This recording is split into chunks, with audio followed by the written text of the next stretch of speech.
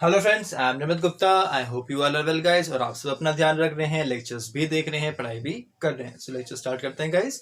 तो जो next topic हमारे पास आने वाला है चैप्टर नंबर 4 में क्लास 11th के, that is the functions of commercial banks. कि जो हमारे कमर्शियल बैंक्स होते हैं इनके क्या फंक्शंस ये परफॉर्म करते हैं। इससे प्रीवियस लेक्चर में हमने बैंकिंग का मतलब पढ़ा और टाइप्स ऑफ बैंक्स, जितने भी कमर्शियल, स्पेशलाइज्ड, सेंट्रल और कोऑपरेटिव बैंक्स के बारे में डिस्कस किया। अगर आपने लेक्चर नहीं देखा है तो लेक्चर को चेक कर लें। तो ये वाले लेक्चर में स्टार्ट करते हैं। हमारे पास बेसिकली 5 फंक्शंस हमारे बैंक के हम एनसीईआरटी की बुक के अकॉर्डिंग पढ़ेंगे, जिसमें कि इस वीडियो में हम 3 पढ़ेंगे और जो इसका पार्ट 2 आएगा, नेक्स्ट वीडियो आएगी, नेक्स्ट लेक्चर आएगा, उसमें रिमेनिंग के 2 को पढ़ेंगे। ठीक, स्टार्ट करते हैं। तो जो सबसे पहला फंक्शन कमर्शियल बैंक्स का हम पढ़ेंगे that is acceptance of deposit. के वे एक्सेप्ट करते हैं हर डिपॉजिट को। हम अगर बैंक में जाकर पैसा जमा करते हैं तो बैंक वाले मना थोड़ी करते हैं कि नहीं भाई हमारे पास बहुत पैसा है, हमें तुम्हारे पैसे की जरूरत नहीं है, पैसे डिपॉजिट मत करो। ऐसा नहीं, हम चाहे तो 1,000 रुपए जमा करें, 10,000 जमा करें, 1,00,000 जमा करें, कितने भी हम डिपॉजिट कर सकते हैं और वो उसको एक्सेप्ट भी करते हैं। ठीक, यानी deposits are the basis of loan operations के। और दूसरी बात हमें पता है कि जो पैसा हम डिपॉजिट करते हैं बैंक में, बैंक उसी पैसे को मोबिलाइज करता है ना, और उसी पैसे को एक तरीके से लोन की फॉर्म में और आगे प्रोवाइड करता है। ठीक है, तो जो डिपॉजिट हम बैंक में करते हैं वो क्या है, मेन बेस है लोन ऑपरेशंस का। लोन को देने का वही तो बेस है। जब पैसा बैंक के पास जाएगा तभी तो बैंक आगे लोन दे पाएगा उस पैसे का। ठीक, तो since bank are both borrower and lender of the money, इसीलिए कहा जाता है कि बैंक जो है वो बोरोवर भी है और लेंडर भी है पैसे का। पैसा बोरो भी कर रहा है, हम पैसा दे रहे हैं, ठीक, और पैसे को लेंडर भी है, वो पैसे को लोन भी दे रहा है। ठीक, तो बैंक जो है बोथ बोरोवर एंड लेंडर दोनों फंक्शन परफॉर्म करता है। एज बोरोवर दे पे इंटरेस्ट। जब वो पैसा बोरो करता है, पैसा ले रहा है, हम उसे पैसा दे रहे हैं, तो वो हमें उस पैसे के ऊपर इंटरेस्ट देता है। ठीक है, हम पैसा बैंक में अपने जमा करते हैं तो उस पैसे पे इंटरेस्ट मिलता है ना हमें। तो वही कि जब वो बोरोवर है तो वो हमें इंटरेस्ट पे करता है, और जब वो लेंडर है दे ग्रांट लोन, वो हमें लोन देता है। ठीक है, एंड गेट द इंटरेस्ट, और तब उसको इंटरेस्ट मिलता है। ठीक, These deposits are generally taken through। अभी जो हम पैसा डिपॉजिट करते हैं ये बहुत सारे तरह से कर सकते हैं, जैसे कि करंट अकाउंट के द्वारा, सेविंग अकाउंट के द्वारा, या फिर फिक्स्ड अकाउंट के द्वारा। तो अगर बात करें करंट अकाउंट की, तो current account deposits can be withdrawal to the extent of the balance at any time without any prior notice. कि आप करंट अकाउंट में कभी भी पैसा डिपॉजिट कर सकते हो, कभी भी पैसा विड्रॉल कर सकते हो, किसी भी पहले नोटिस के द्वारा। ठीक, आपने अगर कोई नोटिस नहीं भी दिया है तो आप जब चाहो, मान लो अब मैं 10,000 रुपए जमा करके आया, 2 घंटे बाद मुझे 10,000 की फिर से रिक्वायरमेंट पड़ी, तो मैं 2 घंटे बाद फिर से निकाल सकता हूं। बैंक वाले मुझे मना नहीं कर सकते कि आपको पहले रिटर्न नोटिस देना पड़ेगा या आपको पहले बताना पड़ेगा। नहीं, करंट अकाउंट में जब चाहे, जितनी बार चाहे, आप उतनी बार पैसा डाल और पैसा निकाल सकते। Clear. Saving accounts are for encouraging saving by individuals. अब जो सेविंग अकाउंट होता है वो किस लिए होता है, जिससे कि लोगों को एनकरेज करा जाता है वो सेविंग करें। ठीक, अब जो सेविंग अकाउंट होता है, इस सेविंग अकाउंट के ऊपर भी इंटरेस्ट मिलता है। ठीक है, as prescribed by the RBI, जो कि आरबीआई के द्वारा बताया जाता है।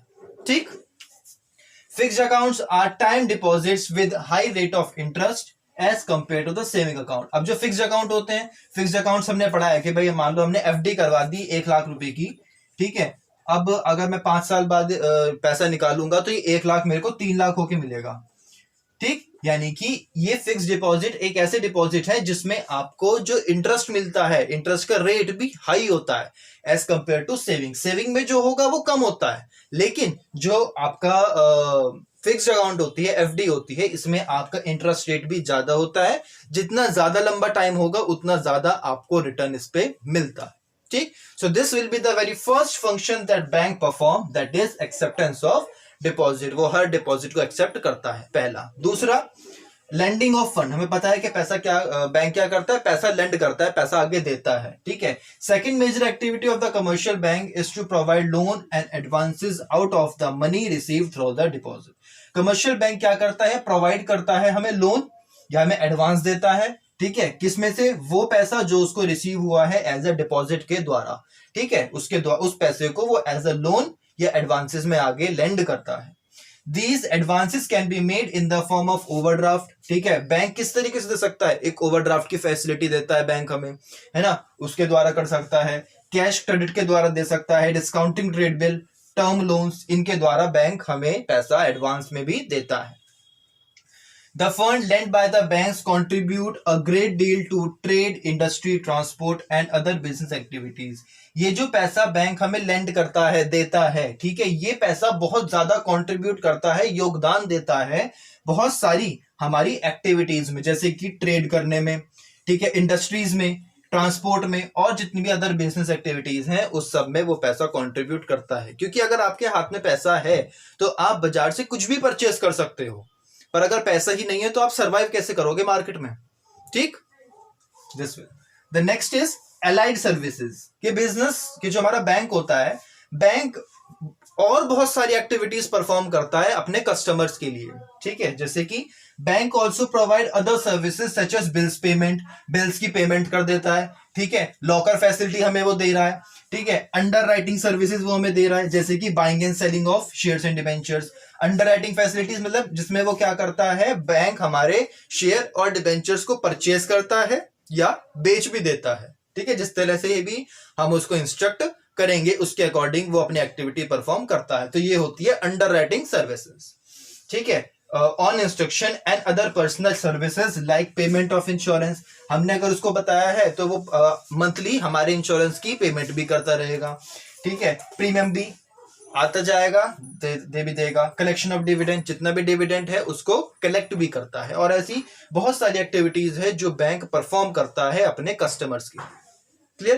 So this will be the 3 points of this will be the 3 functions of the commercial bank that they perform.